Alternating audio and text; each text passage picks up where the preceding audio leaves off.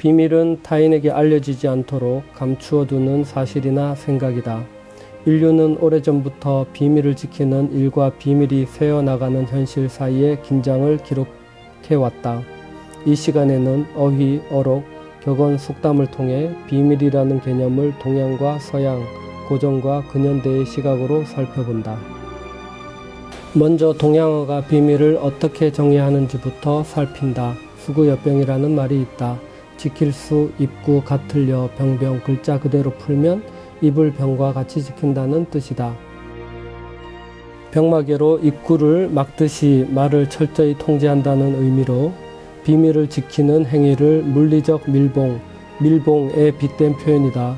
이 어휘는 비밀 유지를 의지나 도덕의 문제로 보기에 앞서 입이라는 기관의 물리적 속성과 연결짓는다. 새는 것은 사람의 약함이기도 하지만 입이라는 통로의 구조적 특성이기도 하다는 인식이 담겨 있다. 비밀을 지켜야 한다는 당위는 고대 서양에서도 명료하게 언명되었다. 호메로스는 이렇게 말했다. 남의 비밀을 살피지 말라. 문장은 짧지만 명령의 형식을 취하고 있다. 이 문장은 비밀을 두 가지 차원에서 다룬다. 하나는 타인의 비밀을 침해하지 말라는 윤리적 금지이고, 다른 하나는 비밀이란 원래 살펴지지 않아야 하는 것이라는 존재론적 전제다. 비밀은 발견의 대상이 아니라 보호의 대상이라는 것이 이 문장의 핵심이다. 그러나 비밀이 과연 온전히 지켜질 수 있는가 하는 질문은 전혀 다른 방향에서 제기된다. 독일 격언은 이렇게 말한다. 연애와 기침과 연기와 도는 오래 숨길 수 없다. 직역이 곧 의미다. 연애는 감정의 변화로 드러나고, 기침은 신체가 통제를 거부하며, 연기는 물리적으로 퍼져나가고, 도는 씀씀이와 거래를 통해 흔적을 남긴다. 이 네 가지는 공통적으로 인간이 숨기려 해도 그 자체의 속성이 외부로 번져 나가는 것들이다. 격언은 이를 통해 비밀 유지의 한계를 적시한다. 숨기려는 의지와 드러나려는 속성 사이의 충돌이 이 격언의 핵심 구조다. 비밀이 새는 경로는 사물의 속성만이 아니다.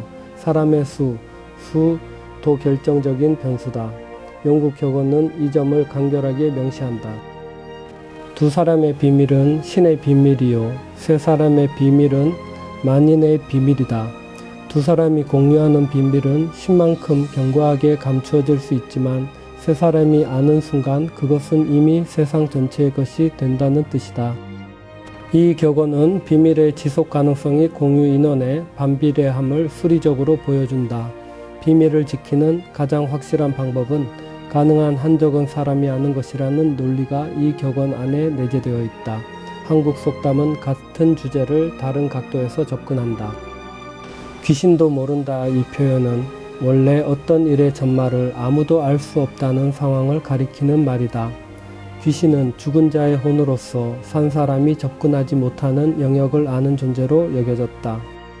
그 귀신조차 모른다는 것은 그 비밀이 인간적 인식의 한계를 완전히 초과한 상태에 있음을 의미한다. 비밀의 완전성을 초자연적 존재를 통해 표현하는 방식이다. 아일랜드 격언은 비밀을 맡길 수 있는 존재에 대한 문화적 판단을 담고 있다. 사랑은 아내에게 주고 비밀은 어머니에게 주어라. 이 격언은 아내와 어머니를 대비시킨다. 아내에게는 감정적 유대인 사랑을 맡기되 비밀이라는 더 무거운 짐은 어머니에게 맡겨야 한다는 것이다. 어머니는 자식의 비밀을 발설할 동기가 없는 존재로 전제되어 있다. 이는 특정 관계에서의 침묵이 조건 없는 보호 본능에서 비롯된다는 판단을 반영한다. 비밀이 새는 또 다른 경로는 인간의 사교적 충동에서 온다. 니체는 인간적인 너무나 인간적인에서 이렇게 썼다. 화재에 궁할 때 자기 친구의 비밀을 폭로하지 않는 자는 드물다. 이 문장은 단순한 도덕적 비판이 아니다. 니체는 인간이 대화의 공백을 메우기 위해 타인의 비밀을 소비한다는 행동 패턴을 분석하고 있다. 비밀의 유출은 악의에서 비롯되는 것이 아니라 대화를 유지하고 관계 안에서 존재감을 확인하려는 사회적 욕구에서 비롯된다는 것이다. 이 관찰은 비밀 유지의 실패를 도덕이 아닌 인간의 심리 구조로 설명한다.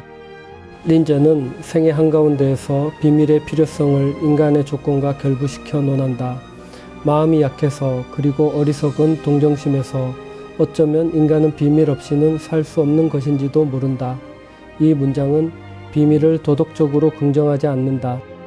마음이 약해서 어리석은 동정심에서라는 수식어는 비밀의 필요성을 결함으로 본다. 그러나 동시에 그 결함 없이는 인간이 살아갈 수 없다는 사실도 인정한다. 비밀은 인간의 취약성이 만들어낸 생존 장치라는 것이 이 문장의 논지다. 와일드는 도리언 그레이의 초상에서 비밀의 방향을 바깥이 아닌 안으로 돌린다. 인생의 비밀은 자기 자신을 속이는 감정을 절대로 갖지 않는 것이다. 와일드가 말하는 비밀은 타인에게 숨기는 것이 아니라 자기 자신과의 관계에서 발생하는 것이다. 자기 기만은 자기 자신에 대한 비밀 유지이며 그것을 거부하는 것이 인생을 관통하는 핵심 원리라는 뜻이다. 타인에 대한 비밀과 자신에 대한 비밀을 구분하고 후자를 더 근본적인 문제로 설정한다는 점에서 이 발언은 다른 어록들과 결이 다르다. 마지막으로 한용운은 시 비밀에서 비밀의 개념 자체를 해체한다. 비밀입니까? 비밀이라니요. 나에게 무슨 비밀이 있겠습니까? 나의 비밀은 눈물을 거쳐서 당신의 시각으로 한숨을 거쳐서 당신의 촉각으로 들어갔습니다. 그리고 마지막 비밀 하나는 소리 없는 메아리와 같아서 표현할 수가 없습니다. 화자는 자신에게 비밀이 없다고 말하면서 동시에 표현 불가능한 마지막 비밀이 있다고 말한다. 눈물 한숨 떨리는 가슴이라는 신체적 언어를 통해 이미 상대에게 전달된 것들은 비밀이 아니다. 그러나 그 전달마저 불가능한 영역이 남는다. 비밀의 가장 깊은 층은 언어와 감각으로도 도달하지 못하는 곳에 있다는 것이 이 시의 논리다. 비밀은 단순히 숨겨진 정보가 아니다. 동양의 어휘 수구여병은 비밀 유지를 신체적 통제의 문제로 정의했고 서양의 격언들은 비밀의 지속 가능성이 공유 인원과 사물의 속성에 달려 있음을 정밀하게 기술했다. 니체와 린저는 비밀이 인간의 심리 구조와 취약성 안에 뿌리내리고 있음을 분석했으며 와일드는 비밀의 본질적 위협이 타인이 아닌 자기 자신으로부터 온다고 보았다. 한용운은 그 모든 논의를 넘어 비밀의 불가능성과 불가원성, 북하연성을 동시에 제시했다. 마지막 비밀 하나는 소리 없는 메아리와 같아서 표현할 수가 없습니다. 동서양의 어록은 비밀이 인간의 손에서는 끝내 온전히 지켜질 수 없음을 한 목소리로 증언한다. 두 사람의 침묵도 귀신도 모른다는 완전함도 결국 인간의 한계 안에 놓여 있다. 그러나 성경은 그 한계 너머의 모든 것을 아시는 한 분을 세운다. 지으신 것이 하나도 그 앞에 나타나지 않음이 없고 오직 만물이 우리와 상관하시는 이의 눈앞에 벌거벗은 것 같이 드러나느니라. 히브리서 4장 13절. 감출 수 없음은 인간에게 두려움이지만 그 앞에서 벌거벗은 채 받아들여지는 자리에서 비밀은 비로소 심판이 아니라 은혜가 된다.